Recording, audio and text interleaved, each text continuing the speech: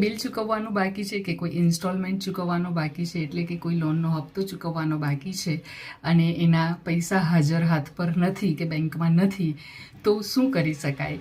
તો જે વસ્તુઓ તમે વાપરી રહ્યા છો, જેનું બિલ ચૂકવવાનું બાકી છે, કે જે લોન તમે લીધેલી છે અને એનો હપ્તો ચૂકવવાનો બાકી છે, પણ એડવાન્સમાં તમારા વતી કોઈ બીજાએ પૈસા આપેલા છે, પછી બેંક હોય કે બીજી કોઈ જગ્યાએથી તમે લોન લીધી હોય, તો જે વસ્તુઓ વાપરી રહ્યા છો, જે લોન પર લીધેલી છે, કે એ લોનથી તમે ઘર બનાવ્યું, ફર્નિચર બનાવ્યું, દુકાન બનાવી, કંઈ પણ બનાવ્યું છે, તો જે વસ્તુઓ એટલે કે જે સર્વિસ અને વસ્તુઓ તમે વાપરી રહ્યા છો, અત્યારે તમારી પાસે કમ્પ્લીટ છે ઓર એલ્સ તમે એ વાપરી ચૂક્યા છો, તો એ વસ્તુઓ માટે ગ્રેટફુલ થાવ. જેમ કે ફ્રીજ લીધું છે, સ્કૂટર લીધું છે, કે બીજી કોઈ વસ્તુઓ, વોશિંગ મશીન લીધું છે, તો એ બધાને રોજ તમે વાપરી રહ્યા છો, એટલે કે જે સર્વિસ અને પ્રોડક્ટ તમે વાપરી રહ્યા છો તેને ખૂબ ખૂબ ખૂબ થેન્ક યુ બોલો.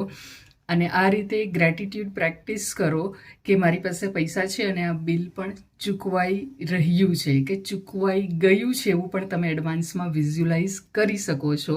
અને જે બિલ ચૂકવવાના બાકી છે ને તમારા હાથ પર એની પ્રિન્ટ હોય, કે જે bill, electric bill, gas bill કે કોઈ પણ જાતના બીજા બિલ કે એવા મેસેજ કે તમારું પેમેન્ટ બાકી છે, તો આ બધા પર thank you thank you thank you લખો. Thank you for the money.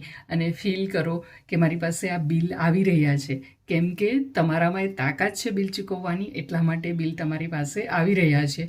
અને એડવાન્સમાં જે ચૂકવવાનું બાકી છે પણ એ વસ્તુઓ અને સર્વિસ તમારી પાસે છે, કે તમે જે વાપરી ચૂક્યા છો કે વાપરી રહ્યા છો, તેને દિલથી આભાર અને આભાર વ્યક્ત કરો, જેથી હવે જે બિલ ચૂકવવાના બાકી છે તેની મની તમારી પાસે ઇઝીલી એટ્રેક્ટ થાય.